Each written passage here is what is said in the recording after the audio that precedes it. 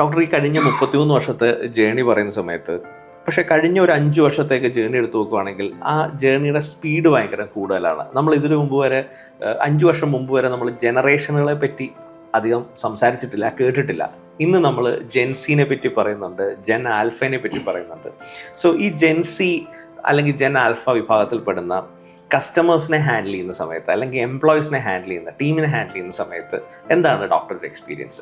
ജെൻസിയെ handle ചെയ്യുന്നത് കുറച്ചുകൂടെ എളുപ്പമാണെന്നാണ് എൻ്റെ ഒരു കാഴ്ചപ്പാട്. കാരണം അവർ വെൽ ഇൻഫോംഡ് ആണ്, അവർ കുറച്ചുകൂടെ ഡിസിസീവാണ്, ഓപ്പൺ ആണ്, അവർ കുറച്ചുകൂടെ സോഷ്യലി റെസ്പോൺസിബിൾ ആണ്. അപ്പോൾ അങ്ങനെ ഒരുപാട് നല്ല ക്വാളിറ്റീസ് ജെൻസീസിലുണ്ട്.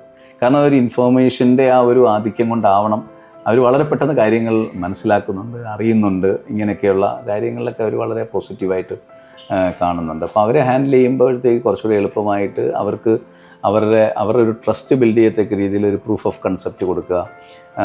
അതുപോലെ തന്നെ സസ്റ്റൈനബിലിറ്റിയിൽ നമ്മൾ വളരെ നോൺ നെഗോഷ്യബിൾ ആണെന്ന് പറയുക, നമ്മുടെ ക്വാളിറ്റി സ്റ്റാൻഡേർഡ്സ് ഉണ്ട് എന്നൊക്കെ ഉള്ളത് ബോധ്യപ്പെടുത്തി കഴിഞ്ഞാൽ ജെൻസിക്ക് അവർ വളരെ പെട്ടെന്ന് നമ്മളെ അക്സെപ്റ്റ് ചെയ്യുന്നുണ്ട് എന്നുള്ളതാണ് എൻ്റെ ഒരു അനുഭവത്തിൽ നിന്ന് മനസ്സിലായത്.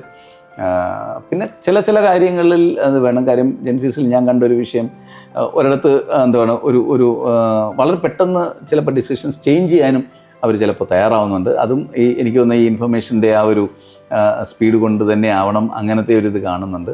അത് അവരുടെ ഒരു ട്രസ്റ്റ് നിലനിർത്തിക്കൊണ്ട് അതിനെ കണ്ടിന്യൂ ചെയ്യാനായിട്ടുള്ള ആ ഒരു കോൺഷ്യസ് ആയിട്ടുള്ള റെസ്പോൺസിബിലിറ്റി എന്നെ പോലുള്ളവർ കൂടുതൽ അതിനകത്ത് കുറച്ചുകൂടെ ഇമ്പോർട്ടൻസ് കൊടുക്കണം എന്നുള്ളതാണ് എനിക്ക് പറയാനുള്ളത്.